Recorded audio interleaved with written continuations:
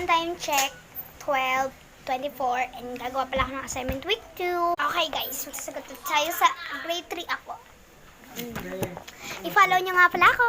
Ako nga pala ang YouTube channel ay Emianme Mendoza and ang dalawang hayop na makikita.